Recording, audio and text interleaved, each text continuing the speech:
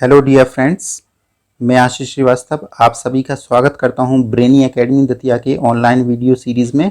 और आज मैं बात करने वाला हूं MP teacher eligibility test 2020 grade 3 के एक बहुत ही इम्पोर्टेंट या मैं कहूं सबसे important subject child development and pedagogy के बारे में। जैसा कि मैंने लास्ट वीडियो में भी डिस्कस किया था आपसे कि ये एक ऐसा सब्जेक्ट है जो आपके चयन को एकदम पक्का कर देगा, श्योर कर देगा। अगर आप इस पर फोकस करेंगे तो आपका सिलेक्शन हो ही जाना है। अभी चूंकि आपको पता है कि व्यापक ने रिसेंटली अपने जो एग्ज़ाम शेड्यूल है उसको अपडेट किया है और 19 सितंबर से ये एग्ज़ाम स्टार्ट होने वाला है ग्रेड 3 का।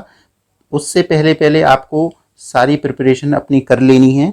तो आइए आज स्टार्ट करते हैं चाइल्ड डेवलपमेंट एंड पेडागोजी का ये वीडियो।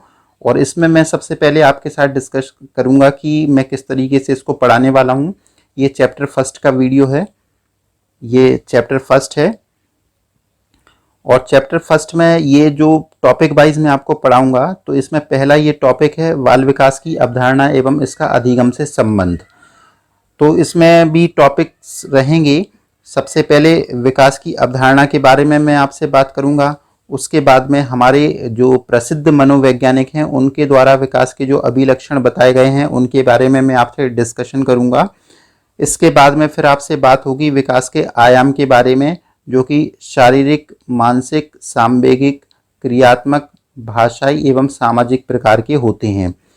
इसके बाद में फिर आपसे डिस्कस करूंगा मैं वृद्धि के बारे में कि वृद्धि एवं विकास में क्या अंतर होता है, इसके प्रभावी कारक क्या होता है और इसकी अवस्थाएं क्या क्या होती हैं।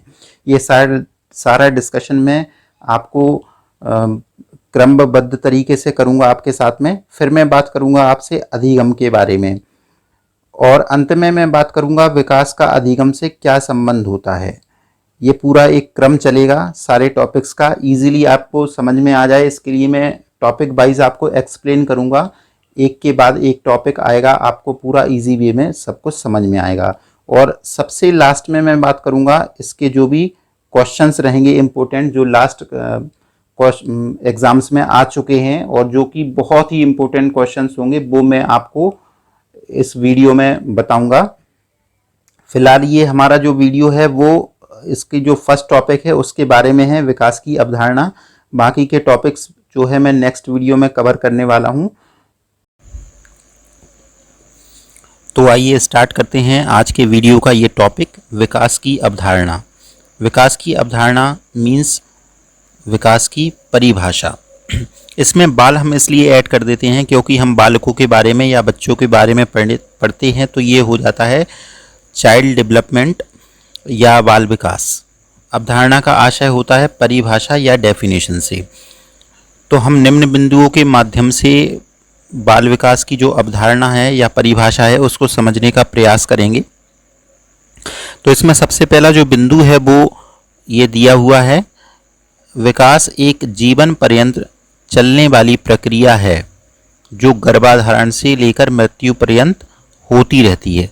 मतलब ये इस तरीके की प्रक्रिया होती है डेवलपमेंट कि जो जब बच्चा गर्भ में आता है तब से ये स्टार्ट हो जाती है और जब तक मृत्यु नहीं हो जाती है तब तक ये चलती रहती है। ये निरंतर चलने वाली एक लाइफ टाइम प्रोसेस होती है, जो डेवलपमेंट की प्रोसेस होती है। इसके बाद में हमारा जो नेक्स्ट बिंदु है वो है विकास की प्रक्रिया में बालक का शारीरिक, क्रियात्मक, संज्ञानात्मक, भाषागत, संवेगात्मक एवं सामाजिक विकास होता है। तो व्यक्ति में या बालक में कई प्रकार से डेवलपमेंट होते हैं, जैसे कि उसका जो फिजिकल डेवलपमेंट होता है उसमें शारीरिक विकास होता है कि उसकी हाइट बढ़ती है या उसका आवाज़ बदल जाती है उसकी, जैसे जैसे उसकी उम्र बढ़ती है, बालों का बढ़ना, या कई प्रकार से उसकी शारीरिक गतिविधियां होना शुरू हो जाती हैं। ये उम्र के साथ में चेंजेस होते रहते हैं, इन्हीं चेंजेस को हम डेवलपमेंट का नाम देते हैं। इसी में अगला हमारा जो है क्रियात्मक विकास है। क्रियात्मक विकास यानी कि उसमें जो है करने की क्षमताएं विकसित होती हैं किसी भी काम को, जैसे कि वो बोलना सीखता है, पढ़ना सीखता है, लिखना सीखता है, दौड़ने लगता है, इस तरीके से वो कई प्रकार की क्रियाएं करने लगता है। तो ये सारी क्रियात्मक विकास के अंतर्गत ये आती हैं। इसके बाद में संज्ञानात्मक विकास की बात करें तो संज्ञानात्मक विकास में उसकी समझ डेवलप होती है, यानी कि बच्चा जो है सारी चीज़ों को समझने लगता है, उसके आसपास जो भी वातावरण में गतिविधियां होती हैं उनके बारे में वो जानकारी रखने लगता है, उसको संज्ञान में लेने लगता है वो कि कैसा क्या कहाँ हो रहा है, और कई प्रश्न वो पूछने लगता है। इसके बाद में अगला है भाषागत विकास। तो भाषागत विकास की बात करें तो उसके आस पड़ोस में या परिवार में जो भी भाषा बोली जाती है वो भाषा वो सीखने लगता है। तो इस तरीके से उसमें भाषागत विकास होता है। अगला जो इसी में प्रकार है वो है संवेगात्मक विकास। तो संवेगात्मक यानी उसमें इमोशनल डेवलपमेंट होता है। इमोशनल डेवलपमेंट मीन्स जैसे कि वो उसको बुरा लगने लगता है तो वो रोने लगता है, उसको अच्छा लगने लगता है तो वो हंसने लगता है। इस तरीके से उसमें इमोशनल डेवलपमेंट होने लगते हैं। अंत में ये है सामाजिक विकास। तो सामाजिक विकास यानी कि उसमें जो सोशल डेवलपमेंट होता है कि वो स्कूल में जाता है तो दोस्त बनाने लगता है। इसके अलावा वो अपने परिवार या रिश्तेदारों को जानने पहचानने लगता है कि ये मेरे चाचा हैं, ये मेरी चाची हैं, इस तरीके से ये मेरी माँ है, ये मेरे पिता हैं। इस तरीके से उसमें सामाजिक विकास होता है और सभी लोगों के बीच में उसको किस तरीके से बिहेव करना है, किस तरीके का व्यवहार करना है, ये भी सामाजिक विकास के अंतर्गत वो सीखता है।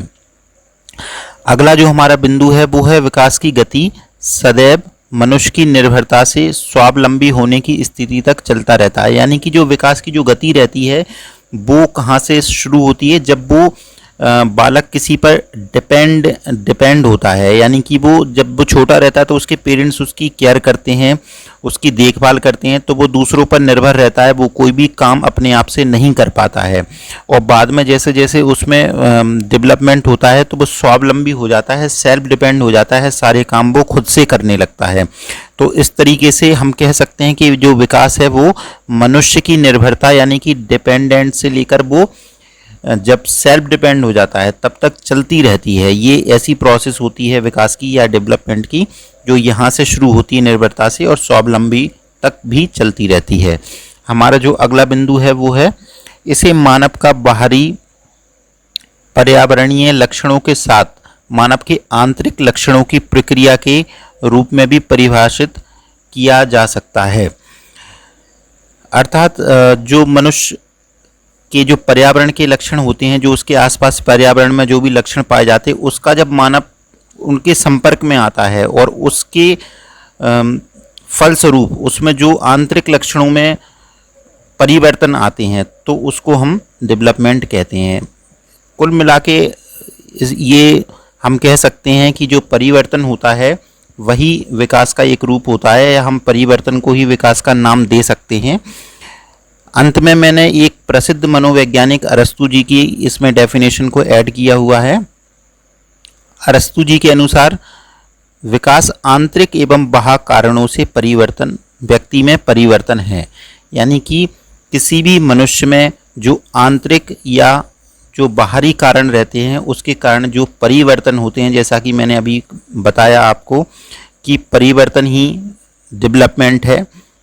तो यही अरस्तु जी के अनुसार उनका कहना है, अरस्तु जी का, कि विकास जो होता है वो मनुष्य के आंतरिक एवं बाह्य कारणों से व्यक्ति में परिवर्तन है। आशा करता हूं कि आप इस वीडियो के माध्यम से विकास की अवधारणा को समझ पाए होंगे। और अंत में जो है बेस्ट ऑफ लक सभी को कि आप जो है एग्ज़ाम की प्रिपरेशन करते रहें और निश्चित ही आप सफलता को प्राप्त करेंगे। हमसे जुड़े रहिए और इस तरीके के वीडियो आपको कंटिन्यू मिलते रहेंगे। आप हमसे कांटेक्ट कर सकते हैं हमारी इस ईमेल आईडी पर, या हमारे इस व्हाट्सएप नंबर पर भी आप कांटेक्ट कर सकते हैं। लेकिन इस वीडियो को लाइक, शेयर एंड सब्सक्राइब करना ना भूलें। Keep study, keep grow. Thank you so much.